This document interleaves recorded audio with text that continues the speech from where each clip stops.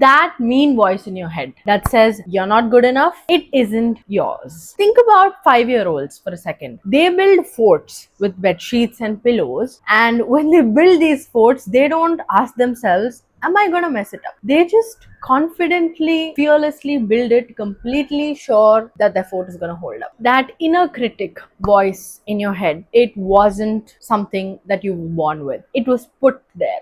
And today I want to talk about where it actually came from and how to stop letting it run your entire life. You know exactly what I'm talking about. It shows up right before you do something that matters, maybe hitting post or stepping into a meeting, and it says something like, nobody finds you interesting, or you always mess things up. The reason it sounds so convincing is because your brain has given a permanent mic to this voice. This voice knows your exact fears. It picks out the points that hit the spot. And most people assume it's just them and this is who they are.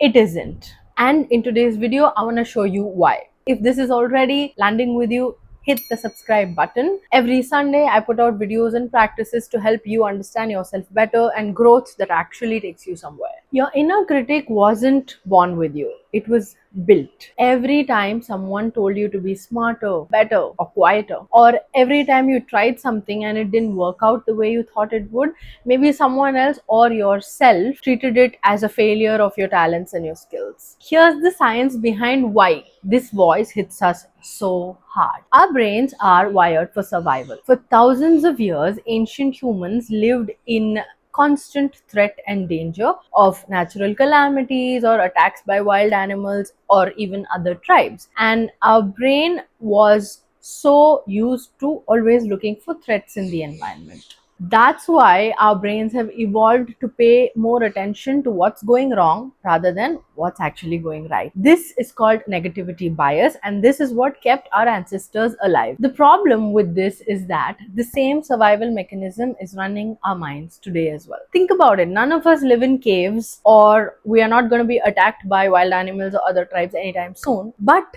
this mechanism runs in our mind in a way that it detects every time you stepping out of your comfort zone as a threat. There's no real threat. You might be just posting a video or walking into a meeting room or getting ready to share an opinion, but this mechanism is going to think this is a threat and it's going to try to protect you. How does it protect you? It tries to talk you out of it. The alarm goes off, your inner critic voice gets louder, and you get smaller. This doesn't happen because you're weak. It happens because your brain has a very effective protection strategy that's running on outdated information. I talk a lot about this in my self-doubt video. I'm gonna link it here because they both are deeply connected.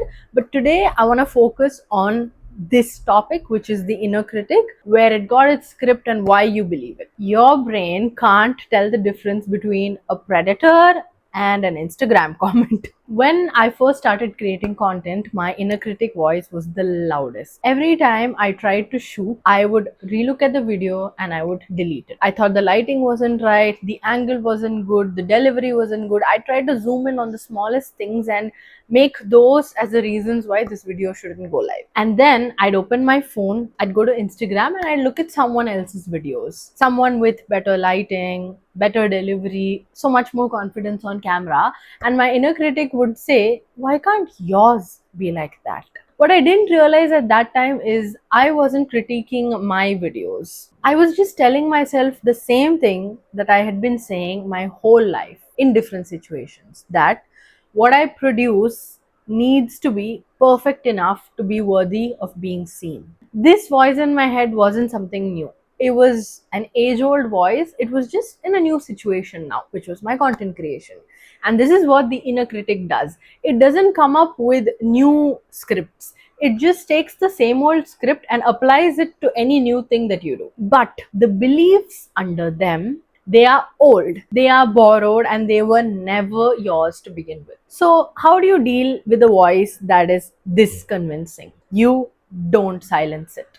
This is the mistake I see most people making. They try to silence the inner critic. When you try to silence the inner critic, it's just gonna get louder. So what do you do instead? You try to get curious about it. Try to understand more of where it's coming from. The next time this inner critic voice shows up, instead of fighting it or ignoring it, I want you to ask yourself one question. Is this really true, or am I making an assumption based on the past? Because most of the times it isn't true. The voice says you'll mess up, but you know you've done harder things before. The voice says nobody will care, but there's no way to find out that until you actually try. This voice is not factual, it's just fear that's dressed up as good advice. Here's another practical tip that you could start with today. When your inner critic shows up, take a paper and write down exactly what it says. The exact words, whether it is you're not good enough, you always mess things up, whatever it may be, write the exact words and write one statement that contradicts it. Just one real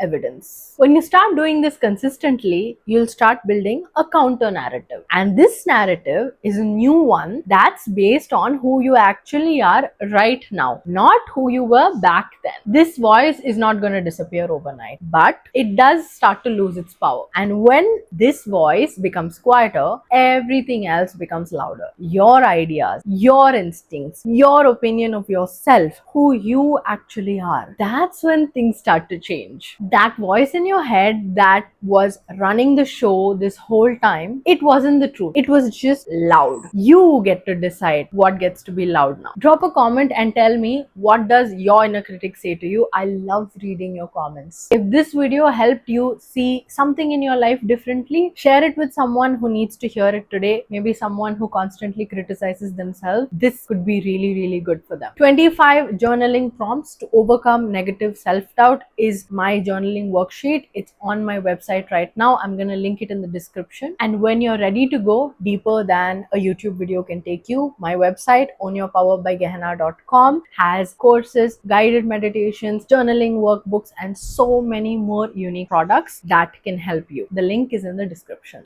And I will see you next Sunday. Until then, keep owning your power. Bye. If this is already landing with